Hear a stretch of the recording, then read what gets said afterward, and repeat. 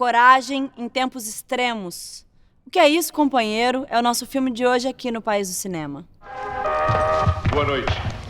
Grupos terroristas sequestraram hoje no Rio de Janeiro o embaixador dos Estados Unidos da América, Charles Burke Elbrick.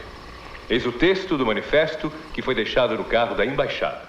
No auge da ditadura militar brasileira, quando já não havia meios democráticos de luta política, um grupo de guerrilheiros sequestra o embaixador americano. Essa história, já contada em livros e reportagens, chegou ao cinema em 1997, dirigida por Bruno Barreto.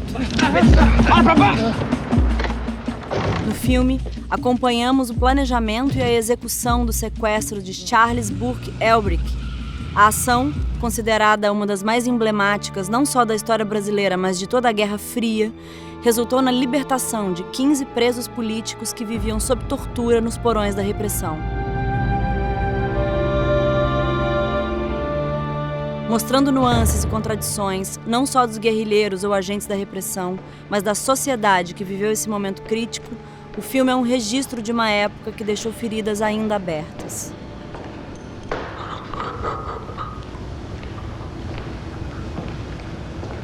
Você devia ter me convidado para almoçar, Fernando. Na minha casa, só comem os meus amigos.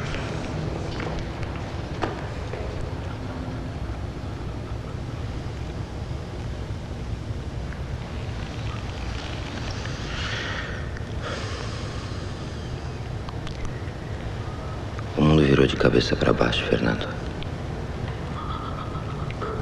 Eu recebo hoje a produtora Lucy Barreto e o diretor Bruno Barreto e nós vamos falar de O Que É Isso, Companheiro. Bem-vindos. Muito obrigado pelo convite. Estou muito feliz de recebê-los aqui. Lucy, você foi a primeira pessoa a ver no livro que o Gabeira tinha escrito um potencial filme. Conta pra mim um pouquinho dessa trajetória, desse momento em que você acha que isso pode virar um filme até a realização do filme. Bom, Fernando foi sempre um grande amigo, desde muito tempo, eu diria desde a 19 de fevereiro. O que é a 19 de fevereiro? A 19 de fevereiro é a nossa casa, né? A Casa do Cinema Novo, nos anos 60. Né? Nós vivemos intensamente todo o processo de instalação da ditadura, né? Na 19 de fevereiro, o Cinema Novo se reunia, como também tínhamos reuniões políticas, muitas. Então, o Fernando comparecia a grande parte delas, né? E a gente viveu aquele processo todo, o processo do rapto do embaixador também, fez parte das nossas vidas, da minha vida.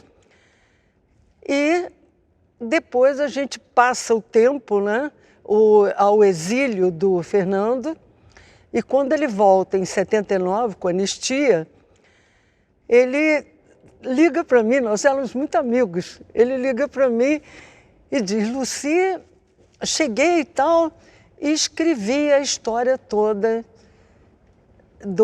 da minha vida até aqui. Eu me lembro que eu disse para ele: essa história é minha, Fernanda, e não é de mais ninguém. Aí ele disse uma coisa muito engraçada, ele disse assim: mas está tudo escrito à mão. À mão, é uma, como é que eu diria, uma curiosidade. Aí eu disse: não tem a menor importância, então você manda isso para mim, que eu vou datilografar e vamos fazer um filme. Começou assim, certo, em 79. Uau! É. O filme é de 98? 96. 96. Ele é lançado em 98 ou lançado Ele é lançado em 97. 97. Então, esse projeto, inicialmente, esteve com Daniel Filho, com o roteiro do Euclides Marinho, mas Andréia eles tinham uma visão do filme, uma aproximação do filme muito política. E eu estava mais interessada na história daqueles jovens, na aventura daqueles jovens, né? No processo que eles passaram, nas dificuldades, nas ansiedades que eles tiveram naquele momento. Fui levando e, finalmente, apresentei ao Bruno nos anos 94, 95, né, Bruno? 95. E você, esse tempo todo antes, não sabia desse projeto? Não, eu tinha lido o livro, claro, quando o livro saiu, e eu não vi um filme ali. Porque Sim. o livro se passa todo, foi a adaptação mais difícil na qual eu trabalhei. Eu trabalho com roteirista, eu não sou roteirista, foi o Leopoldo Serran. A gente esqueceu de mencionar o Leopoldo Serran. Não, eu estou mencionando agora. Foi o Leopoldo Serran que escreveu o roteiro. Comigo, claro, eu estou participando como diretor. O livro se passa todo na cabeça do Fernando, do Gabeira. É uma reflexão, não tem muita ação, não tem muita ação no sentido da ação dramática. Não tem dramaturgia, não tem conflito de personagens. O conflito é muito mais interno. Sei. Né? E também há muitas condensações no filme, né? Muitas Tanto condensações. de roteiros, tanto de personagens como de acontecimentos. Exatamente. Né? Mas é uma reflexão, né? Eu acho que aquele livro é fundamental. Aquele livro está hoje mais atual do que quando saiu, e ele ficou mais atual ainda 10 anos depois, em 89, ele saiu em 79, foi publicado em 79. Mas em 89, com a queda do Muro de Berlim, com toda a mudança ali, meio fundamental, política, né? Uma espécie de desencanto com o socialismo, o comunismo e tal. Então aquilo ali, o Gabeira já estava 10 anos à frente, ele estava meio, né? O que é isso, companheiro? É uma crítica a essa como é que se diz, rigidez ideológica e tal. Então, mas era muito difícil de adaptar. E aí eu disse, olha, manda o Leopoldo para cá. Que já era seu parceiro, não? Com quem eu já tinha trabalhado e tal, eu morava em Los Angeles. E a gente vai descobrir se tem um filme. A gente fica, pode ser que ele fique aqui 10 dias, e a gente, olha, a gente não descobriu um filme. E eu pegava ele todo dia de manhã, levava para o escritório, a gente ficava lá um em frente ao outro e tal, e falava de tudo e não... Não falava do... Não engrenava, né? A gente tentava falar, história, não sei o quê, os personagens, como é que é. Cara, aí no 5º dia eu já estava ficando nervoso, eu estava ficando culpado, gastaram dinheiro, mandaram ele para cá e tal. Aí eu peguei ele, mais uma vez, 9 horas da manhã lá no hotel e tal, e aí toca no rádio o tema, a música tema do Casablanca, do filme. Por acaso estava tocando, e tem uma parte que diz assim, it's always the same old story, a fight for love and glory. É sempre a mesma e velha história, uma briga por amor e glória. Aí o Leopoldo olhou para mim e disse assim, é isso que todos eles tinham em comum. Todos eles, os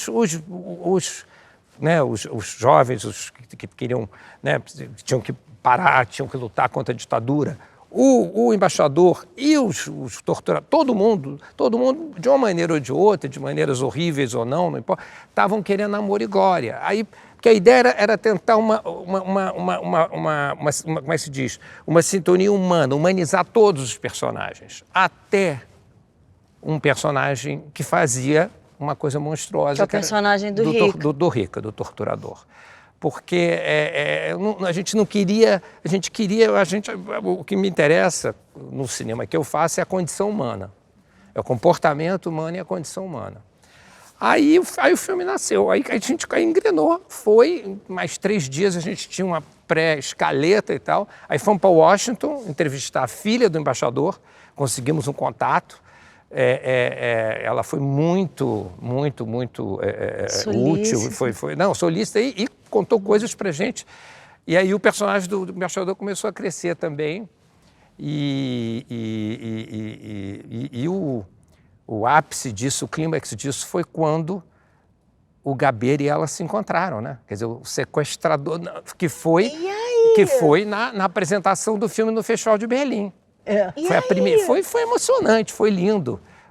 E ela entregou para o Gabeira uma cópia do livro no que o pai tinha feito observações, o pai tinha lido o livro em português, ele falava português, e tinha dito, não, isso aqui não era bem assim, não, era assim, isso aqui não sei o quê, com as anotações do pai. E os próprios comentários do embaixador, assim, né, são muito... A gente vê, isso que você está dizendo que você desejava, a gente vê no filme, os guerrilheiros são muito, eles têm as suas nuances, eles têm as suas contradições, né, não consegue pegar numa arma, mas faz um discurso como ninguém, a gente tem, e tem o próprio embaixador olhando com ternura, podemos dizer, né? Uma mão jovem, eram pessoas delicadas, tinham, sabe? Isso estava aquela parte, estava nas anotações do pai no livro. Uhum.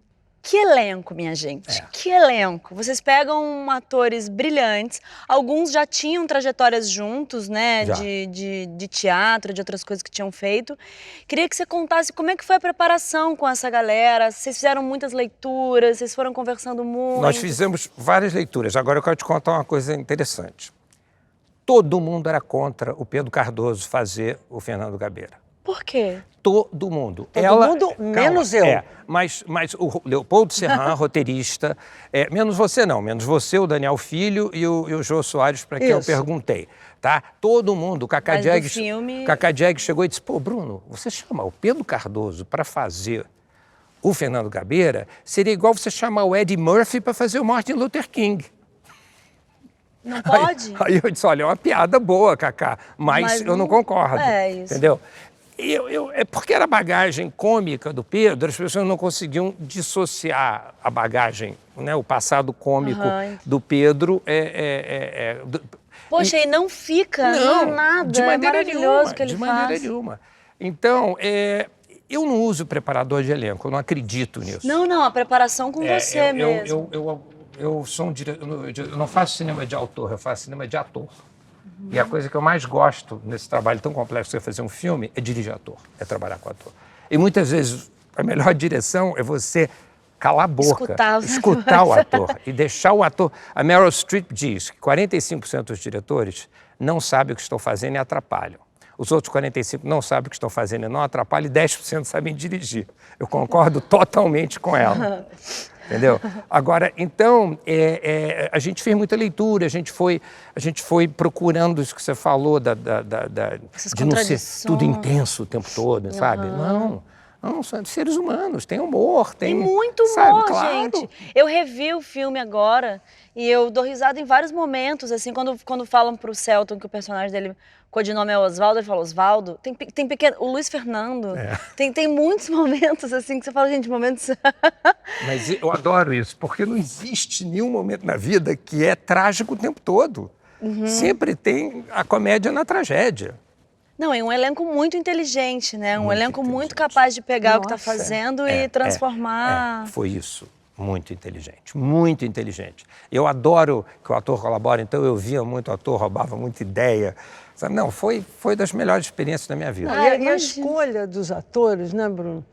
Foi um trabalho muito prazeroso, Nossa Senhora. Porque as leituras, quer dizer, foi um filme que foi feito com muito carinho, essa que é a verdade.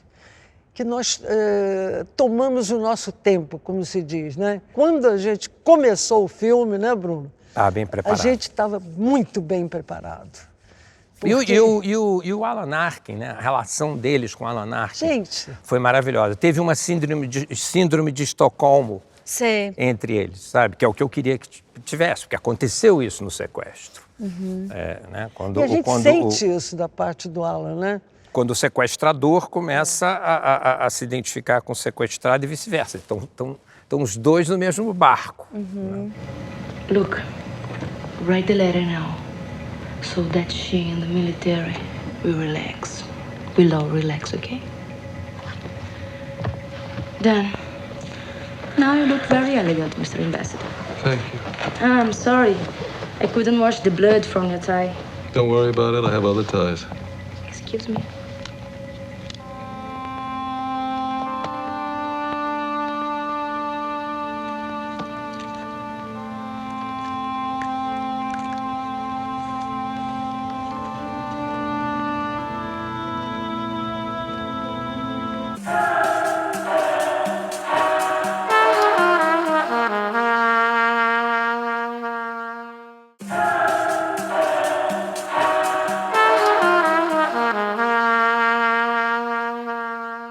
Vocês concorreram ao Oscar de melhor filme estrangeiro. Sim, mas como eu disse a E você... deixa eu contar um detalhe aqui, foi engraçado. Não, porque o diretor holandês que ganhou o Oscar estava sentado do meu lado. E todo mundo dizia que era... Era de vocês. Parece que foi muito próximo. E quando anunciaram que era ele, o diretor holandês, que o filme chamava Character, caráter, não é personagem, em inglês os dois. Ele chegou e me deu um beijo. E quando ele ganhou... Sim. A mulher dele estava do lado dele, mas ele me abraçou. Sim, uau. Quando o Que É Isso, Companheiro estreia no Brasil, a gente ainda não tinha autoridades brasileiras defendendo publicamente a ditadura militar. Como foi a recepção do filme no Brasil? Eu diria que ela foi polêmica, né, Bruno? Da parte da crítica. Público e crítica. Isso, sempre aquela polêmica. O público não foi grande. O filme fez 600 mil espectadores. Nem isso. O filme fez 300 mil espectadores. Eu 400. Não tenho o número aqui comigo. Eu me lembro. O filme teve críticas boas. É claro que foi polêmico. Ele foi polêmico no mundo inteiro, inclusive. A crítica nos Estados Unidos também foi bem polarizada, então teve críticos que gostaram muito e teve críticos, mas como? Humanizar um torturador? Como? Sim. Sabe? Pegou por aí. Essa discussão Então, foi assim, foi uma recepção polêmica. Uhum. Lucy, você produziu Terra em Transe, Bye Bye Brasil e muitos outros filmes clássicos e de sucesso. Eu fiz as contas recentemente, porque eu estou com 88 anos, então eu estou dando balanços na minha vida. Sei. Estou começando a rever a minha vida, né? Então, Luiz Carlos e eu, sempre muito companheiros e tal, mas, na verdade, eu produzi 32 filmes. Que maravilha, que maravilha. Que Brasil você viu no cinema? E que Brasil você acha que a gente ainda precisa contar nas telas? Nesse momento, eu estou mais focada em documentários. Eu acho que é um momento de documentários. Uhum. Nesse momento, por exemplo, eu tenho um sonho que eu espero conseguir, que é fazer um filme sobre a orquestra. Eu sou musicista, né? Eu estudei música minha vida toda, até a vida toda. Enfim, a orquestra.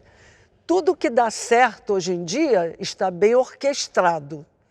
Tudo que dá errado está mal orquestrado. Uhum. Por que os elementos da orquestra podem estar em harmonia? Nós também podemos. Muito bem, que bela resposta. Bonito. E tem também no filme, que eu acho importante, uma certa colaboração de parte da sociedade brasileira ao fazer as denúncias, uma colaboração com a ditadura militar, né? Com as denúncias, a gente tem isso na personagem da Fernanda Montenegro, depois ali na mercearia também, o dono da mercearia também denuncia. Qual era a importância também de falar disso, Bruno? Quando a ditadura começou, foi de 62, eu tinha 7 anos de idade. 64, né? 64, eu tinha 9 anos de idade. Você tinha 9 anos. Então, eu me lembro bem disso. Uhum. Todo mundo vivia com medo. Você não fala, ou vai falar, você podia, né? Era proibido ter reunião, assim, agrupamento de mais de 5 pessoas na rua. Teve um momento, não durante os 25 anos de ditadura, mas durante um bom tempo, não podia ter reunião de mais do que 5 pessoas, só um grupo definido. Então, todo mundo vivia com medo. Então, se instalou esse terror e eu acho que o personagem da Fernanda Montenegro ali, que é rápido, é uma participação, né, afetiva, o Antônio Pedro lá, que é o cara da padaria, foi instaurado essa mentalidade, esse clima de denúncia mesmo, sabe? Foi uma coisa terrível, foi uma coisa muito perversa, foi muito, muito perversa. Sim. Então, eu acho que era importante falar disso, como esse sistema de exceção é inominável, é monstruoso, não pode ter, sabe? Sim. Então, então era importante mostrar isso. Não, sabe? e nós vivemos isso na Casa da 19 de Fevereiro intensamente. Isso que eu ia te perguntar. Eu acolhi refugiados, quer dizer, o Tiago de Mello teve lá em casa por um longo período. Foi muita gente que nós escondemos lá em casa. Livros que eu tive que queimar lá em casa. Até isso. Então, Bruno, Fábio, Paula, Bruno, 64, Bruno estava com 9 anos. Né? Eles atravessaram esse período com muita dificuldade, meu Deus do céu. Entende? E a gente acolhia essas pessoas todas. E, além disso, nós tínhamos reuniões políticas na Casa da 19 de Fevereiro, assim como as reuniões do Cinema Novo. Sem dúvida, era a Casa do Cinema Novo. Qual é a cena que mais marcou vocês do que é esse companheiro? Bom, a minha cena é a cena final. É a cena que me faz chorar até hoje. É a cena que a Fernandinha vem na cadeira de rodas e ela finalmente encontra com seus companheiros naquele estado, né? Quando estão embarcando para o final do filme. Eles estão embarcando, né? Salvos. Sim. E eles se surpreendem com ela chegando na cadeira de rodas. Sim. Fernando, o sequestro do embaixador alemão me encheu de esperanças. Será que você também vai estar na lista dos prisioneiros libertados? Quem sabe te vejo no embarque para a Argélia. Jonas e Toledo estão mortos. Quanto a mim, não se assuste com o que vai ver.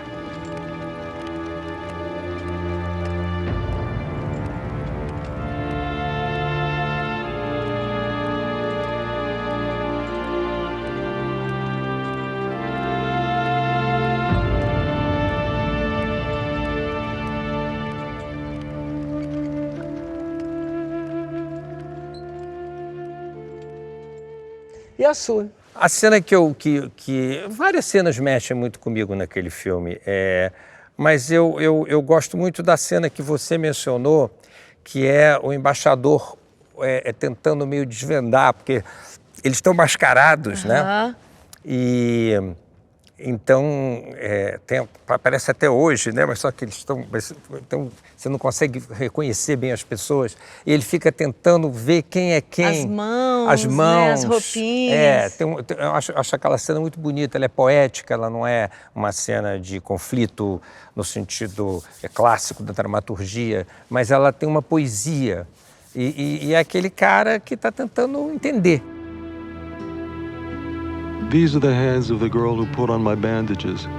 She's the one who washed my shirt, something that really touched me and for which I will be eternally grateful. What kind of sad destiny led these delicate hands to pick up such a cold weapon? And here's the head vampire, an old man involved with a gang of kids. I guess the revolution's an excellent place to hide from oneself, but maybe the same could be said of diplomatic service. This particular guard is the one I'm most curious about. He always prefers to blind me rather than wear a hood. I think he needs my respect and therefore doesn't want me to see him as a hooded terrorist. Why? He's very well educated and likes to talk, but the things he believes in... But the Black Panther movement is a major challenge to the American establishment. Chegamos ao final do nosso programa. Agradeço imensamente vocês terem aceitado o nosso convite. Muito obrigada por terem vindo. Ficamos por aqui. Andréia, nós que agradecemos. Agradecemos a você, ao Canal Brasil. Olha aí os BenTVs do Canal Brasil em seu habitat natural. Peraí, o narrador chamou a gente de BenTV? Tô ligado, é porque os humanos acham que o som que a gente faz é Isso não faz o menor sentido. Eles não sabem que o que a gente fala é... Imagina o dia que eles descobrirem que a gente tá o tempo todo falando.